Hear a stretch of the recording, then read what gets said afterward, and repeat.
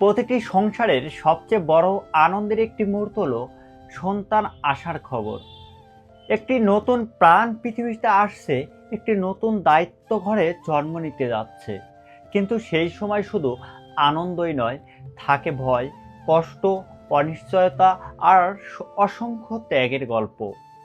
আজকের সেই রকম এক দম্পতি যারা প্রেগন্যান্সির সময় নানা সমস্যার সম্মুখীন হয়েছিল, কিন্তু সেই কষ্ট হয়ে উঠেছিল তাদের জীবনের সবচেয়ে বড় শক্তি। আরিফ আর মেহজাবিন বিয়ে হয়েছে 3 বছর। ছোট্ট সংসার হলেও তারা ছিল অনেক সুখী। একদিন ডাক্তার দেখানোর পর মেহজাবিন লাজুক হাসি দিয়ে বলল, আরিফ, আমি মা হতে যাচ্ছি। এই কথা শুনে আরিফের চোখ ভিজে গেল আনন্দে। সে স্ত্রীর হাত ধরে বলল, আজ আমার জীবনের সবচেয়ে বড় সুখের দিন। দুজনেই স্বপ্ন দেখতে শুরু করলো, একদিন ছোট্ট শিশু আসছে তাদের সংসারে। মেহজাবিনের ধীরে ধীরে পরিবর্তন আসতে লাগলো।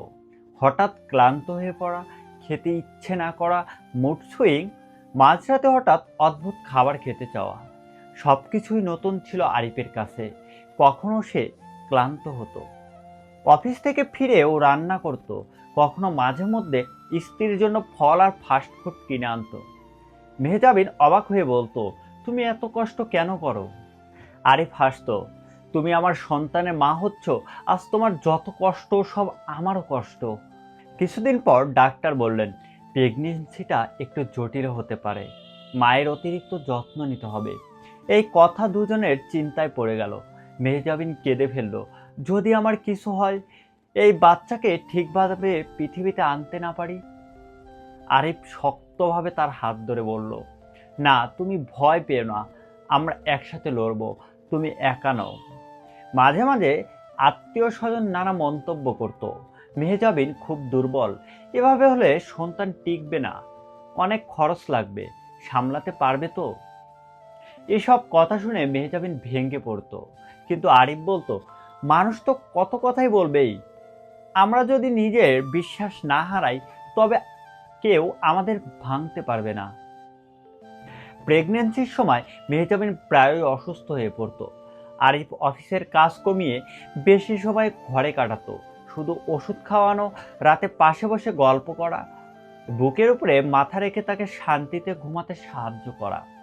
কখনো আরিফ নিজের ক্লান্তি বলে স্বামী স্ত্রী ছোট্ট হাসির জন্য সব প্রস্তুত করতে থাকতো। প্রেগন্যান্সির 7ম মাসে হঠাৎ মেহজাবিন অসুস্থ হয়ে পড়ল।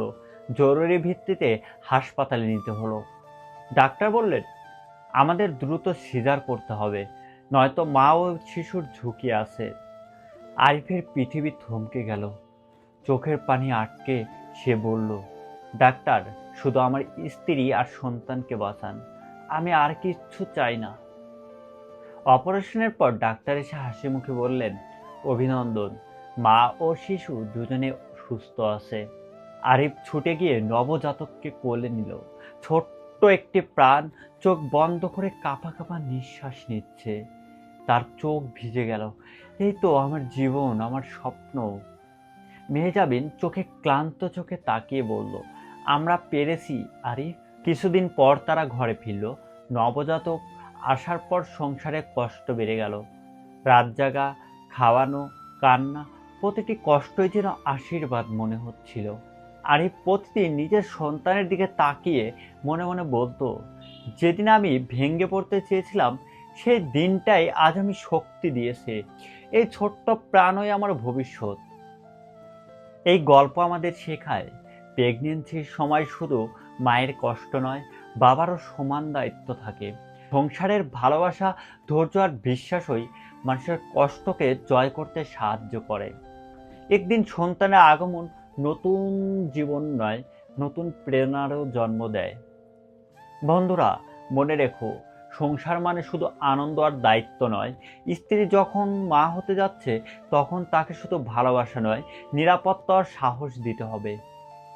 সন্তানের জন্ম শুধু পরিবারের জন্য নয়, সমাজের এক নতুন আশার আলো।